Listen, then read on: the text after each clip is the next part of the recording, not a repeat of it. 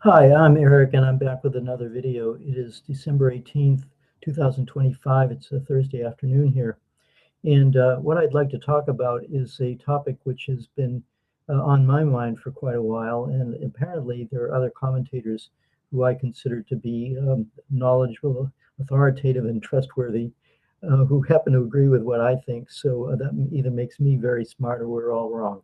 But I think let's go through the evidence that I collect here and their testimony, and then we'll decide. You can decide for yourself. So the title of this is Trump relevant, or who really calls the shots in U.S. policy?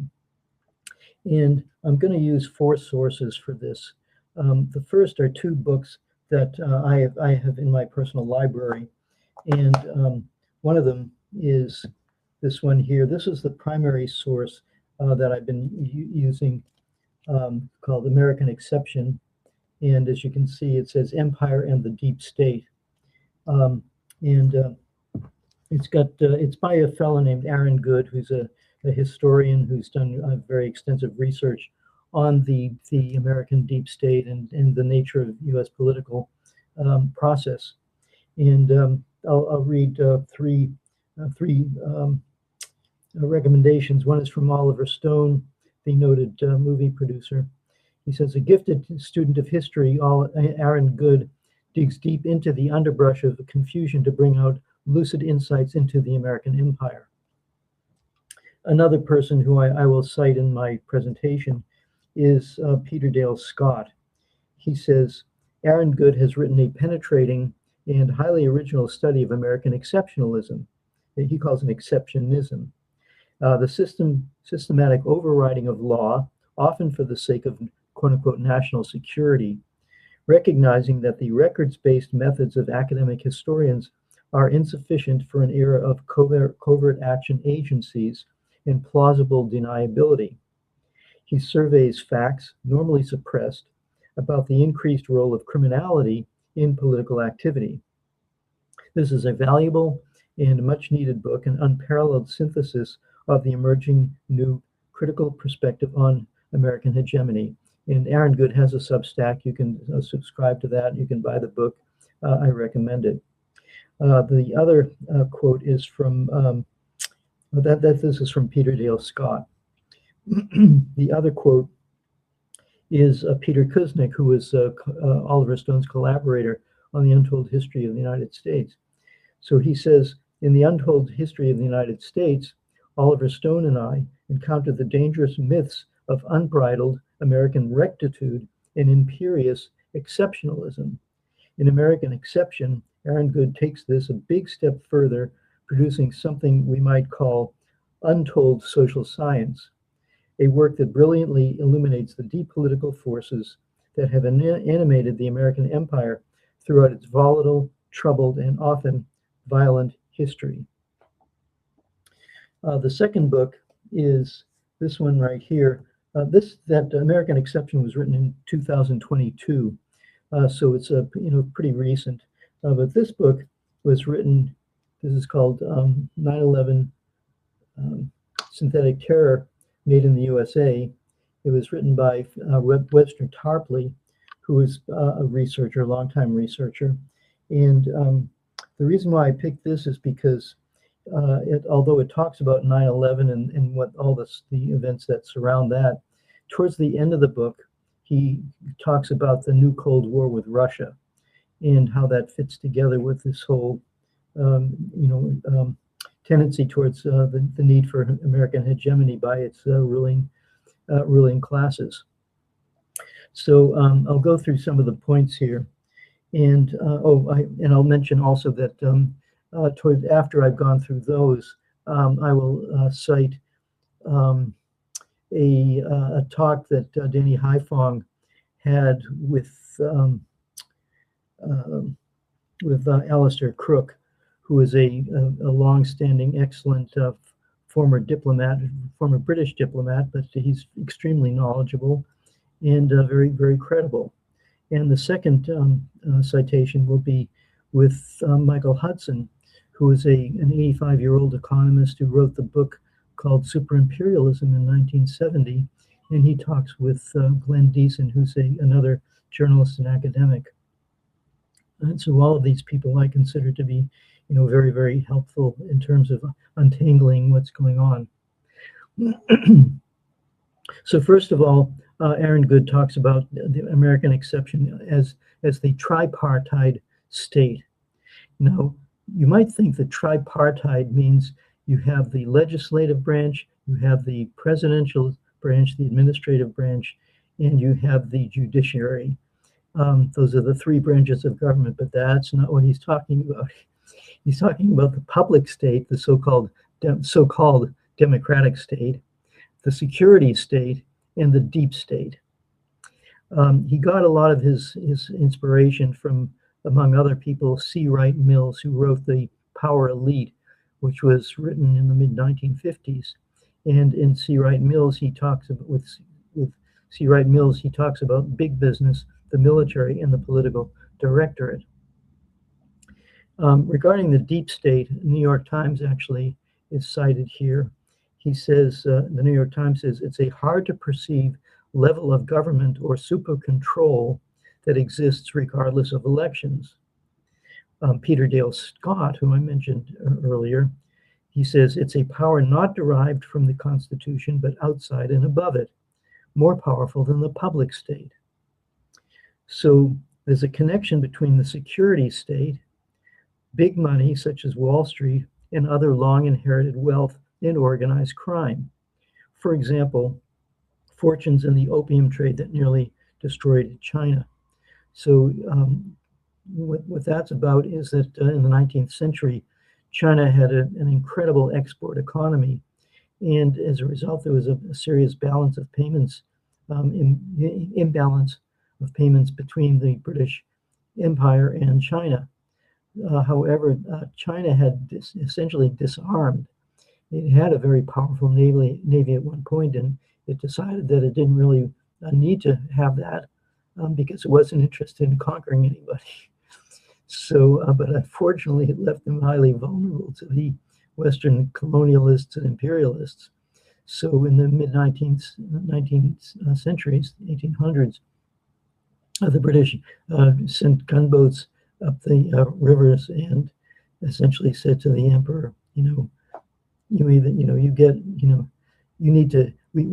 need free trade. So you're gonna allow us to import anything we want, which just happened to be opium. And as a result, 25% of the population in China was addicted to opium, which caused terrible social consequences for China during the 100-year so-called century of humiliation, where China was, it emerged from the Second World War as the sick man of Asia. And that was because of British policy towards China. But there were other countries involved, France and Germany.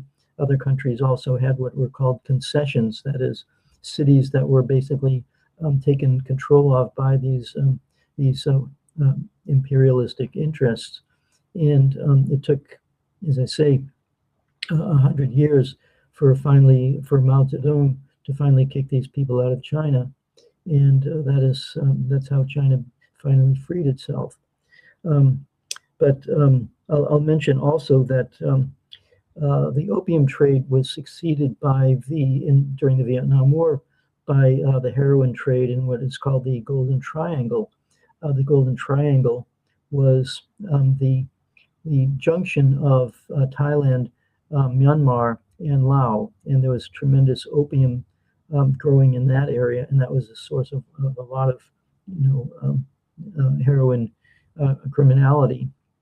And interestingly enough, there was the vice president of the United States, George H.W. Bush under Reagan, was considered to be the drug czar. He was the one who's trying to, stamp out drug use. And Nancy Reagan had this thing, just say no to drugs. Well, our esteemed Vice President Bush, he had a nickname which was Poppy Bush. So it's kind of, get your head around the fact that the guy who's the drug czar is named Poppy, which is the plant where heroin comes from.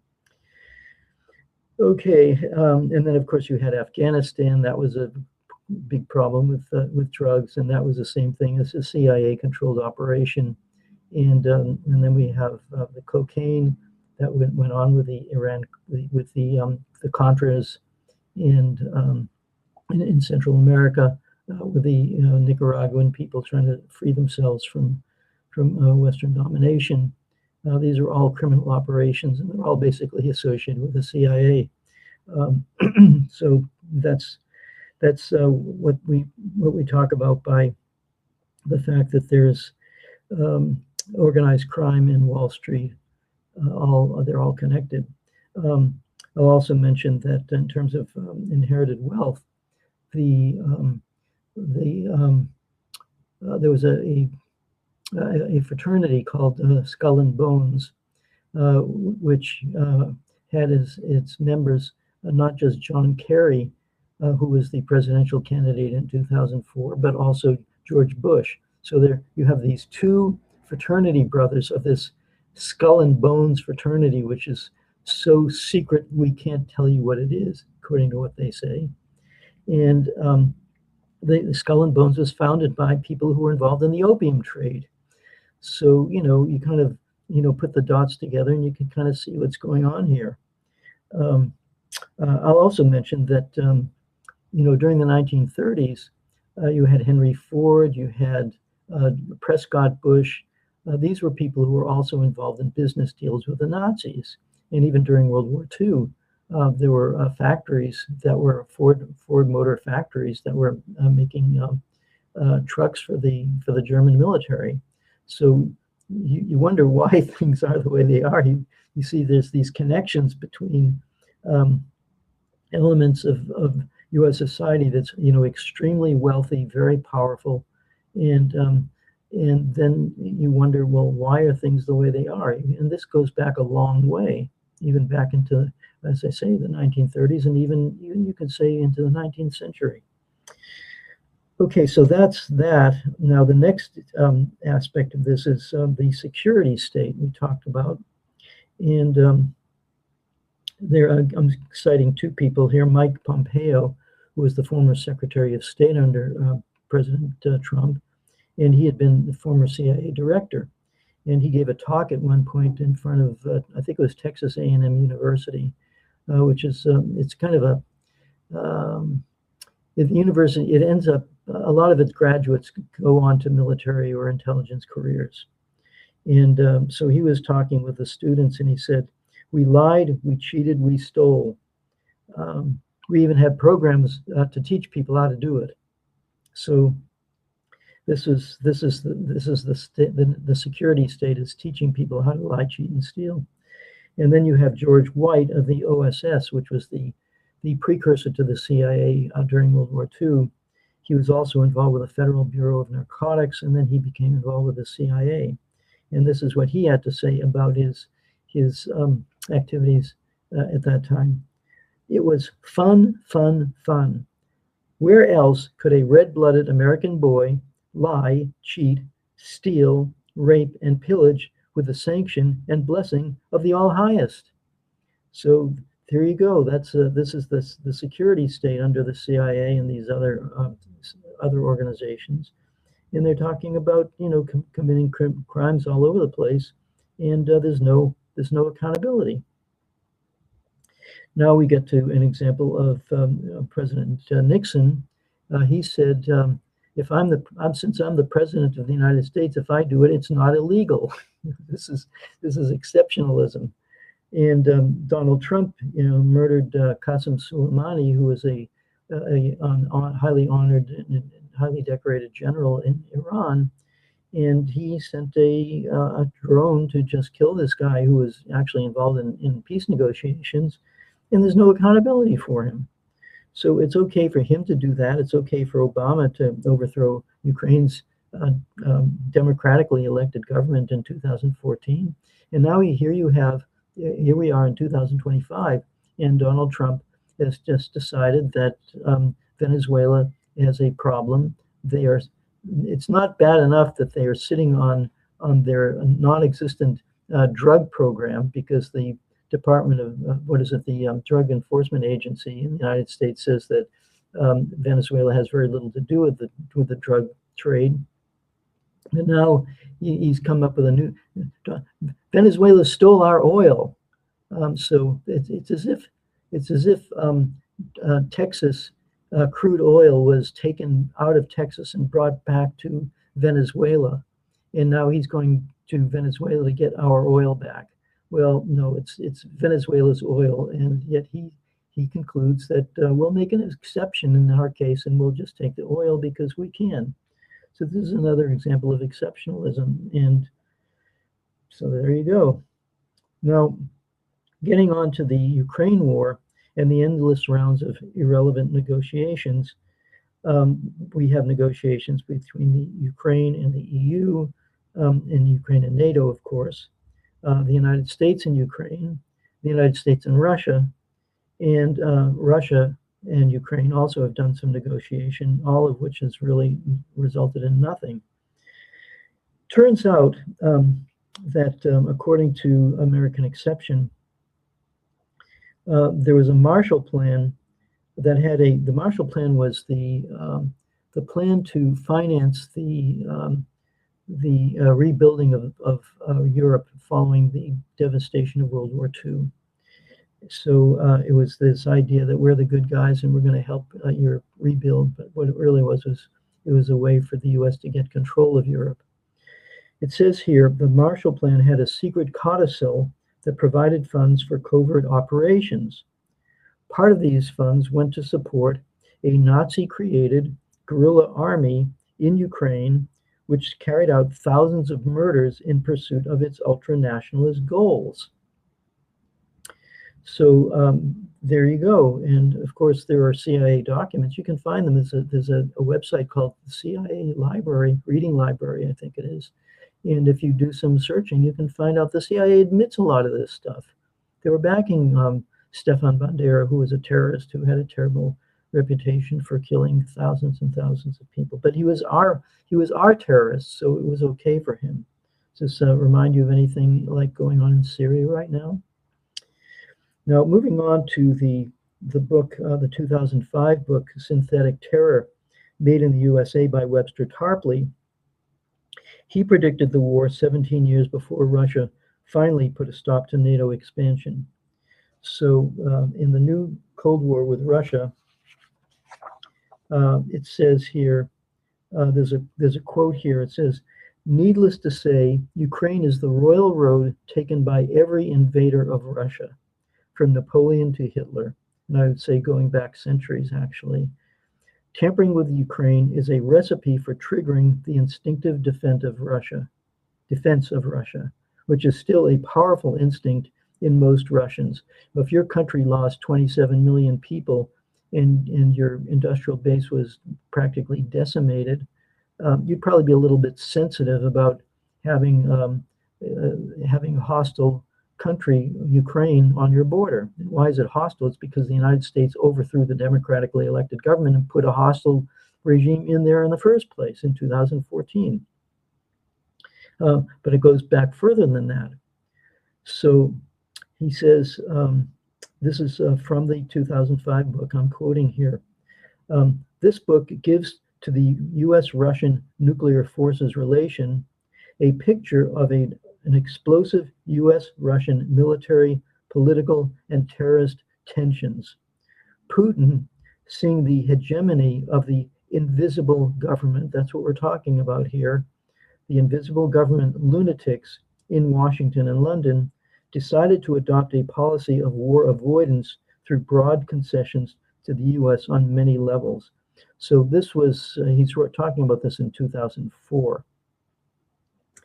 In 2001, a future was planned for Russia by the neocons, and that became clear shortly after Putin assumed power.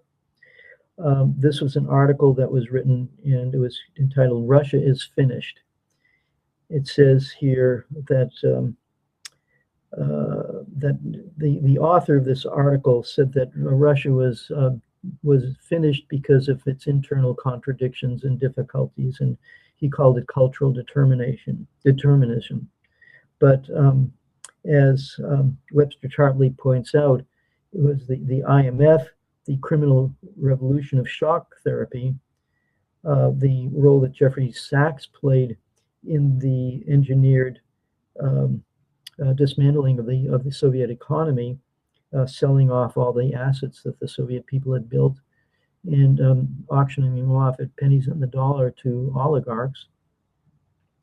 The US-UK oil cartels campaigned to loot the oil of Siberia. The US-UK support of Chechens and other terrorists. In other words, Putin has the decisive merit of simply wanting to defend his country from Anglo-Americans. As we know, those plans to dismember Russia have failed, but they're still at it. That's what this Ukraine war is all about, in fact. Now, Tarpley then goes on to discuss the first Ukrainian Orange Revolution in 2004, when the election of Yanukovych was overturned. So he was heavily favored. Yanukovych was heavily favored by the industrialized Eastern Ukraine, populated by ethnic Russians, rather than Yushchenko. And now I'm quoting here, this is from 2005, about the events in Ukraine in 2004. Yushchenko's own political fiefdom was an economic wasteland, unlike the highly industrialized and developed Eastern Ukraine. Fascist skinheads could be seen among Yushchenko's Orange Legions, but Western commentators were willing to count them as democratic because they were anti-Russian. When Yanukovych's victory was abrogated in the courts due to this public pressure, there were U.S.-sponsored riots basically to demand that the courts change their mind and allow a new election to be held. The officials in Eastern Ukraine began to talk about home rule and then about secession. If secession were tried, would anyone try to prevent it by force? Would Russia intervene on the side of secessionists? Would the US and the rest of NATO then be drawn into the worst of all insane adventures? So he predicted all the events that are going on right now in Ukraine. You had a coup that happened. What happened was in a new election, Yanukovych won that election fair and square.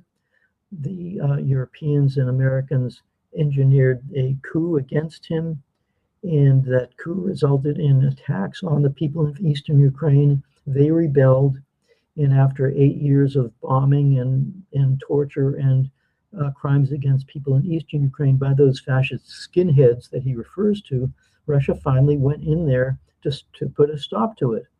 So that was what was going on, and he predicted all this in 2005.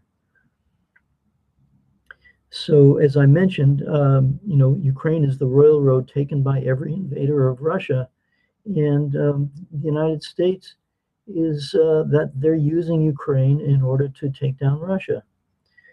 So the U.S. strategy had been concerned with isolating, impoverishing, and destabilizing the Union of Soviet Socialist Republics.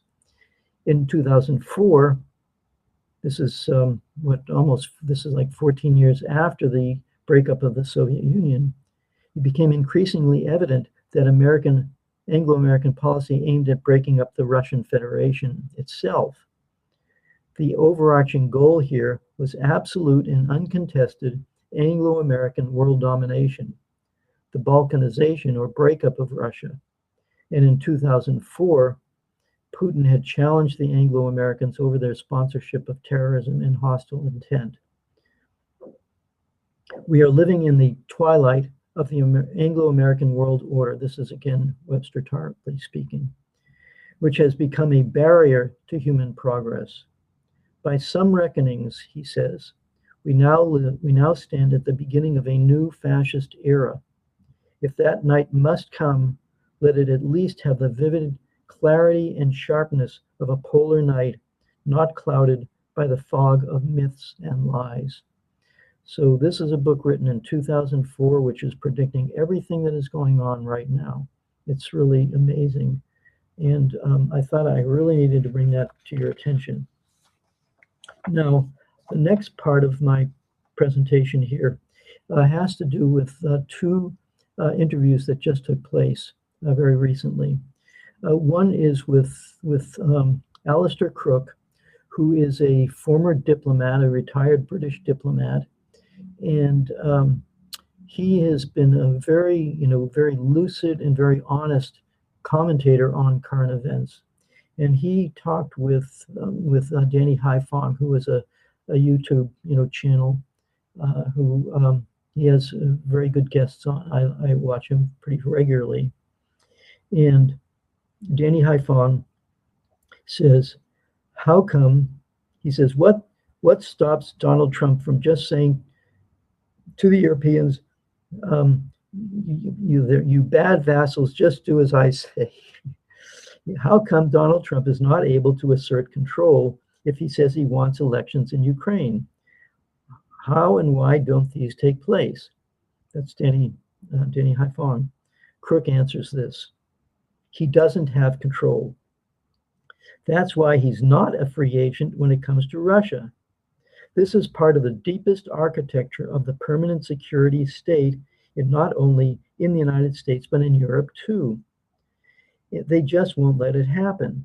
There are big interests at stake, big interests that are both financial, because he says Ukraine has been a laundromat of money, with taxpayer money going in one end and the money coming out in terms of contributions to political campaigns, and of course to many Ukrainian politicians and other nefarious beings.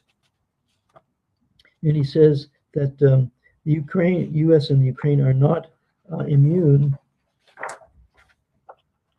to this, but the deep state, has always sat and never allowed two things. One is it's never allowed division on what is required of any presidential candidate, which is bipartisan support. So people talk about the fact that Trump was campaigned as being an alternative to Biden, and now they're saying that his policies are basically a continuation of Biden. That's what Crooke is talking about. So he says, what are the two major policy objectives? One is to support Israel, no matter what, and the other is Russia, to dismember Russia and stop it. Why is it so important for them to dismember Russia? He says, because if you look at the world as seen by Davos, the World Economic Forum, and these are the oligarchs who think the world belongs to them. He says that one thing that they really don't want is a counterpole that is a civilization that stands in direct opposition, if you like, to the degraded civilization, the hollowed out civilization of Europe. They can't afford to see this happen. They've been in charge for 500 years, and the Europeans feel, their vision of the world was unchallenged. Their understanding of their literature was unchallenged. And then suddenly there is, other civilizations emerging. And they can't imagine a world really where they know the West isn't the primary force in the primary hegemon. So that's why he is acting this way. And he says there's a security technocracy, which is just saying no to Russia. So he says above this technocracy, there are several more layers and top layers of the big donors, and they have a par interest in keeping American hegemony, mainly because it protects Israel and also wants to take down Russia.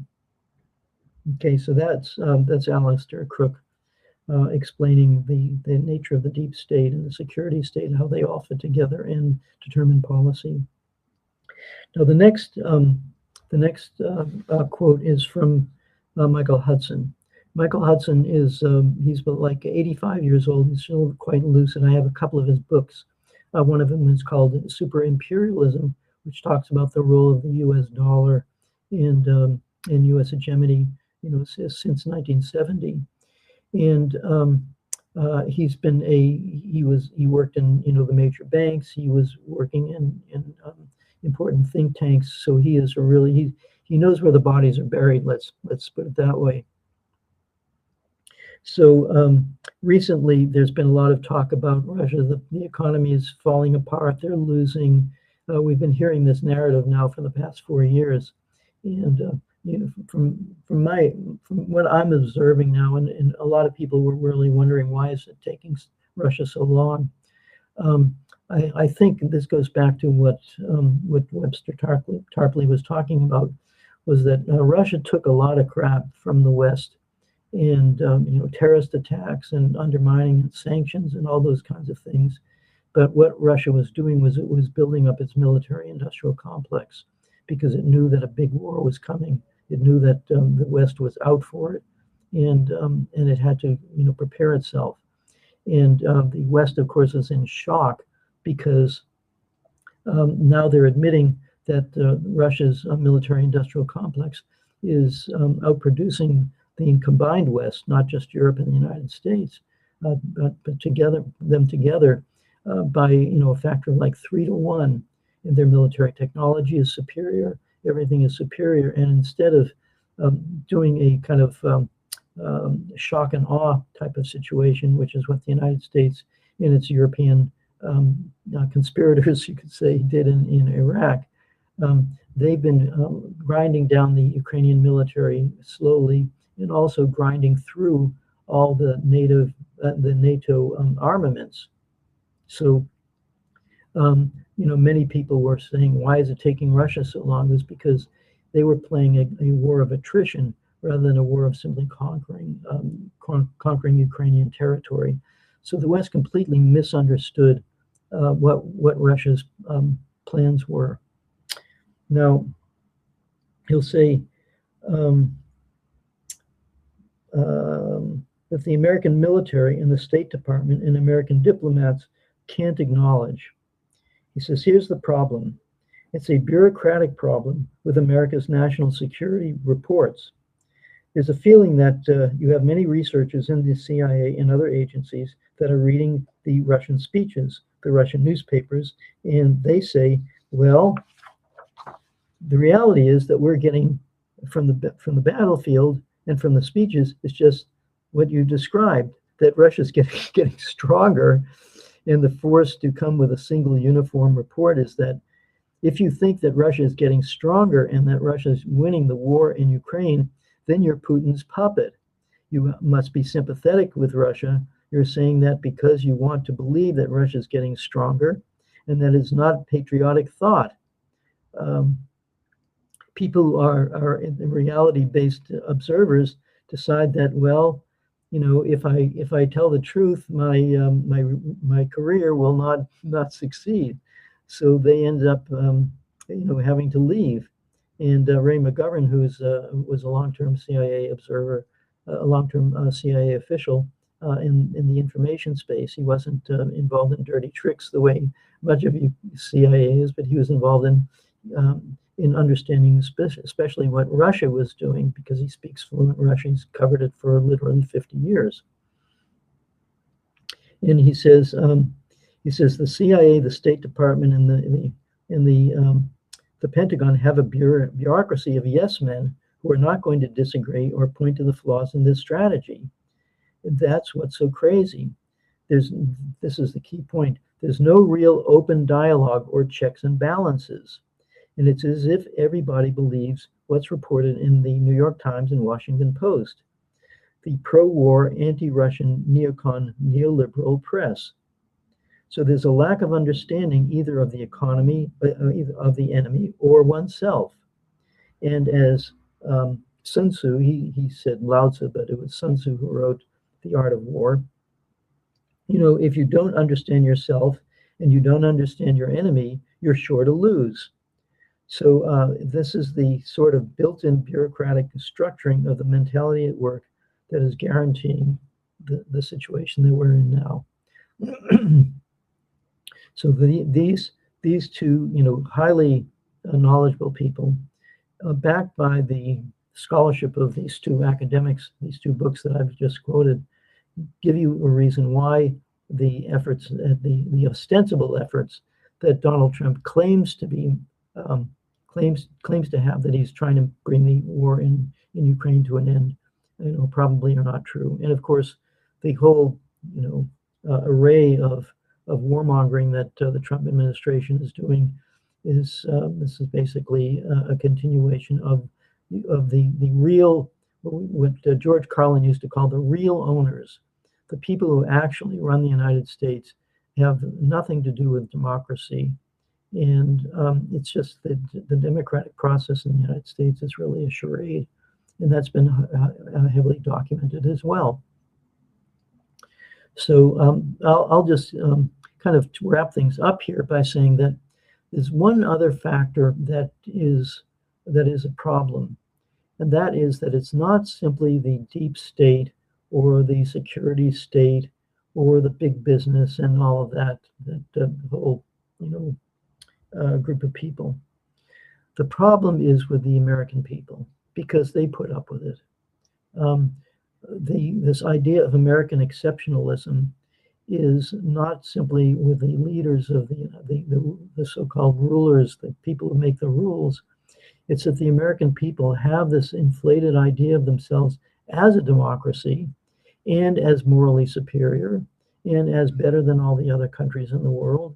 And it's for that reason that even though the newspapers and the media lie to them again and again about all the wars that we've been involved in, after the wars are over and the all the consequences are there, they say, oh wow, well, they lied to us.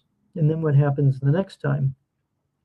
The next time they start with a whole bunch of new lies about Ukraine or Venezuela or whatever it is, and people believe it. In Gaza, most Americans believe this stuff, and they're very, very slowly coming to the conclusion that what they're being told is not true, and that they really need to confront the fact that they do not have a democracy, that there are far more powerful forces at play that are causing this whole system to be what it is. And they are as much victims of it as the people in these other countries, although it doesn't appear as blatant as getting your city bombed the way Gaza City is getting bombed, or what happened to Iraq. They don't see themselves as victims because they're not directly experiencing those bombs. But the reality is that the American economy is not working for the majority of people. Healthcare costs, rent costs, all those things go through the roof. Social services are cut. Recently, legislation said we have to send money to Ukraine, and yet they cut food stamps, or cut the SNAP program. So this is the problem, and how it's a real question. How this is going to play out. Now, the reason why I'm doing all these broadcasts is because I'm trying to bring these issues to people's attention, and there's a couple of ways that you can help me out with my channel. One of them, of course, is to like it and share it, and that helps a lot. Also, commenting, that's very helpful, because that also gives me ideas of new things to talk about. But I also you can also subscribe to my Substack, for example, or you can make a donation through PayPal, or you can also do what I call buy an information billboard T-shirt, which is this. The beginning of wisdom is to call things by their true names. And I have other T-shirts that I'll be wearing. So the idea is that these are on Amazon. I'm looking for other venues to sell them from. But the idea is that when you buy one of these T-shirts and you wear it, it might attract people's attention. I notice even here in my city, I walk around with some of these. I have one T-shirt, it's called Question Everything. And a couple of people came up to me and said, hey, that's a really great T-shirt. You could say, yeah, well, thank you very much. And now you know that people are actually, you get people to think. People need to think about what is actually going on. The beginning of wisdom is to call things by their true names. When Trump says we're going to, stop Venezuela from stealing our oil, you say no, no. We need to stop our government from stealing Venezuela's oil. That's the truth of the matter. We have to stop this war, and if Trump had sincerely wanted to end the war in Ukraine, as he said, all he had to do was just stop sending the money, bring all the NATO troops home, stop sharing intelligence with the fascists who are running the Ukrainian government, and pull the CIA out of there because they're doing terrorist operations inside of Russia. That's the way to deal with the problem. But that will take a real change in policy for the U.S., and it's not so easy to do that. So that's basically what I got to say here. And again, thank you for listening. I really appreciate your taking the time to hear what I have to say. I hope you'll share this with other people. Think about it, and you can even get these books. This one right here, still valid after 20 years, and American Exception, which is very good, and it gives a very detailed analysis of how the U.S. state actually works. So thanks again for listening, and I will talk to you again soon.